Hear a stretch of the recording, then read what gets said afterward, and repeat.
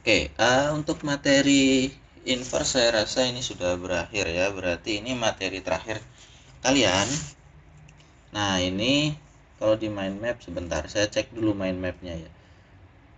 Mind mapnya ini ada di awal. Nah, masalah gabungan. Ini menggunakan gabungan sifat dan gabungan operasi. Oke, jadi apa sih yang digabungkan? Ya, yang digabungkan itu adalah antara fungsi komposisi dan inverse. Ya, jadi kalian menggabungkan antara fungsi komposisi dan inverse. Saya zoom kecil dulu ya, zoom zoom apa ya, zoom out ya, zoom out. Gabungan sifat dan gabungan operasi. Jadi di dalam fungsi inverse ada komposisinya atau dan sebaliknya ya. Nah, bagaimana menyelesaikan masalah ini? Karena ini kalau digunakan tanpa menggunakan pemahaman sifat fungsi komposisi dan inverse itu biasanya lama jadinya ya. Itu akan sulit untuk dikerjakan. Jadi kita harus memahami bagaimana fungsi komposisi dan inverse itu sifat-sifatnya jika digabungkan. Ya, kita coba ya dengan soal terakhir ini. Ini kalau di simulasi kalian ini soalnya ada di belakang-belakang ini. Nah, jadi ada fungsi G9-3X. Ini sebenarnya adalah komposisi ya. Ini kan komposisi fungsi. Sama dengan ini, tapi yang ditanya inverse. Nah, ini contoh gabungan. Saya ambil contoh satu saja. Nanti sisanya kalian tolong eksplorasi sendiri karena ya tidak ada yang spesial sekali ya sebenarnya. Ini sama saja caranya. G inverse 6 pertanyaannya. Nah, bagaimana cara menyelesaikan ini? Kita akan gunakan seperti namanya ya gabungan dari sifat. Oke, saya copy lagi. Ini saya copy paste ya. Benar-benar ini copy paste saja ini mainnya.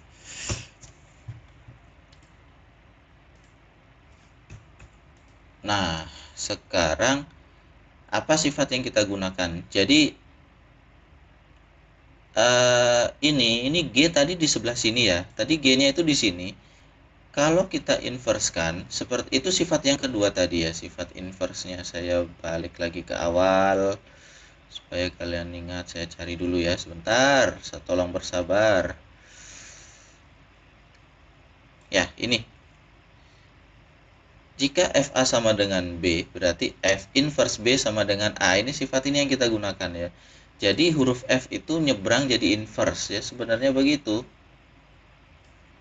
Sifat itu yang akan kita gunakan. Berarti ini 9 kurang 3X sama dengan G inverse. Mana dia tadi huruf G? Oh, ini G inverse dari ini ya.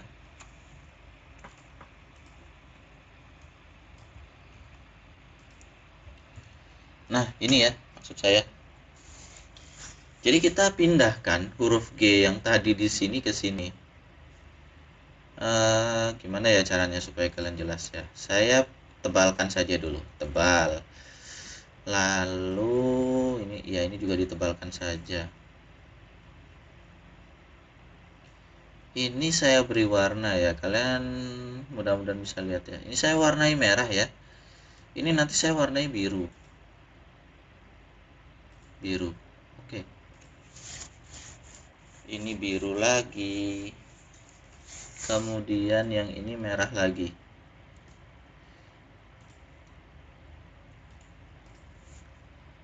Ya, huruf G-nya saya biarkan hitam saja ya. Saya rasa cukup jelas ya, ada 3 warna, merah, biru, hitam. Kita mau cari G inverse 6 ya, berarti kita bisa buat sebuah bentuk persamaan di sini, bahwa di sini yang harus kita selesaikan langkah awal harus diselesaikan ini. Nah, ini G inverse ini sama dengan ini, berarti ini kita harus buat supaya sama ya, sama dengan ini negatif 6.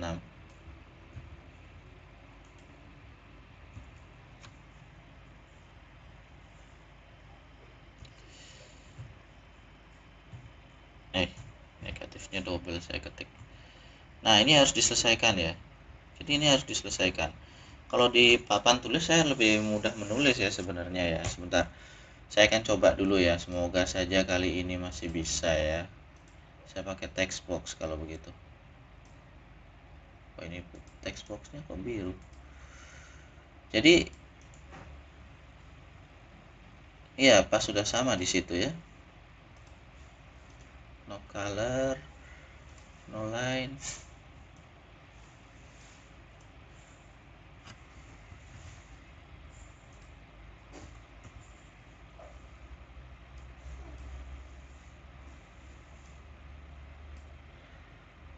Nah, sebentar. Oke, saya akan beri tanda hubung dulu ya. Tolong kalian bersabar ya, karena matematika ini memang kalau ngetiknya lama ya, nggak bisa dipercepat ini. Nah ini ya, jadi hitam. Jadi itu ya, G inverse berarti yang di dalam kurung ya sama nilainya. Ini yang harus kalian selesaikan duluan adalah G inverse 6. Berarti ini harus sama ya nilainya yang ada di dalam sini. Kita selesaikan ini menggunakan sifat ini inverse ya, sama menggunakan sifat inverse. Ya, saya mulai saja ya.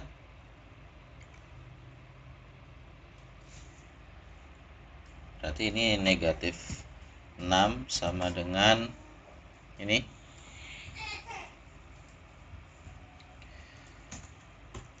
Nah, kalau ini dilanjutkan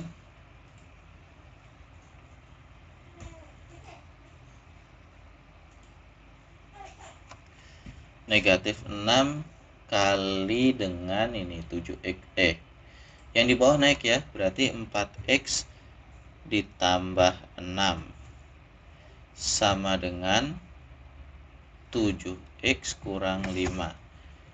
Oke, saya warnai ini biru lagi. Ini birunya, kemudian ini saya warnai biru juga. Oke, kita selesaikan ya. Lanjutkan lagi ini kalau dikalikan berarti 6 kali 4x itu hasilnya negatif 24x. Hati-hati dengan tandanya ya. 6 kali 6 itu 36. Tandanya minusnya di bawah. Nah, hasil ini sama dengan 7x kurang 5.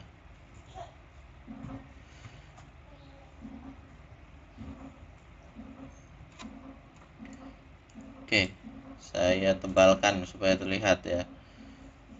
Ini juga saya tebalkan saja. Ini saya tebalkan lagi. Ya.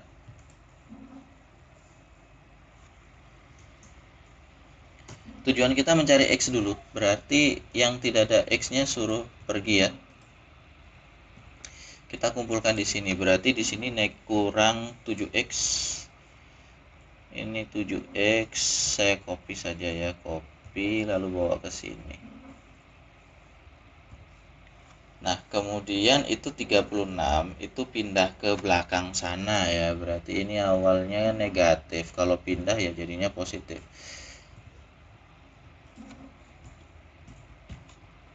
Nah, kita lanjut lagi ya. Utang 24 kurang 7 ya. Tolong kalian pelajari baik-baik sampai bisa. Ini hasilnya adalah negatif 31x. Ini utang 5, dibayarnya 36, berarti sudah kembali uangnya ya, 31. Ya, berarti X-nya, berarti kalau kalian cari nilai X-nya, sebentar. Berarti X sama dengan 31 ya, 31 dibagi negatif 31. Oke, saya warna hitam aja ya, yang ini ya, hitam. Berapa hasilnya ya, harusnya kalian sudah bisa ya. Berarti ini hasilnya harusnya adalah negatif 1. Nah, kalian sudah setengah langkah ini ya. X-nya sudah dapat negatif 1. Apa yang harus kalian lakukan? Berarti kalau sudah dapat ini, kalian substitusi ya. Ini langkah selanjutnya. Selanjutnya, substitusikan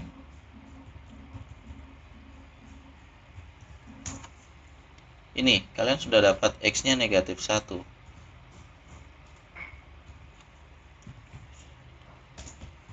Ke persamaan yang ada di sini ya. Ini yang harus kalian substitusikan. Oke.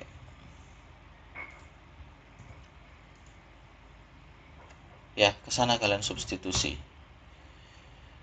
Oke. Ini kan awalnya begini. Ini awalnya begini.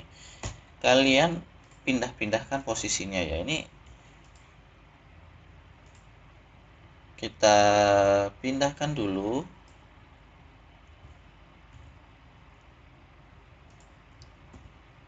Sama dengan ini ya, 9 kurang 3X.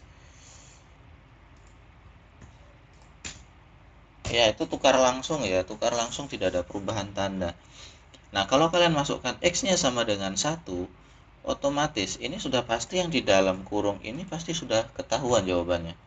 Ya, pasti hasilnya negatif 6 ya. Silahkan saja kalian kalau tidak percaya dihitung boleh. Pasti ini hasilnya negatif 6. Nah, kita yang perlu kerja keras adalah menghitung yang di luar sini. Ini yang perlu kerja keras.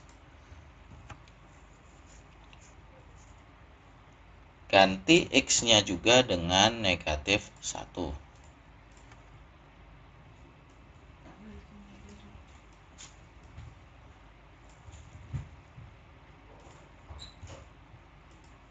Nah, kita hitung ya sekarang. Berarti ini kalau dilanjutkan kurang min ya, berarti hasilnya plus 3. Ya, berarti sudah kelihatan ya jawabannya 9 tambah 3 hasilnya adalah 12. Nah, ini adalah hasil yang kalian cari ya. Jadi nilai dari G ini sudah ada ya.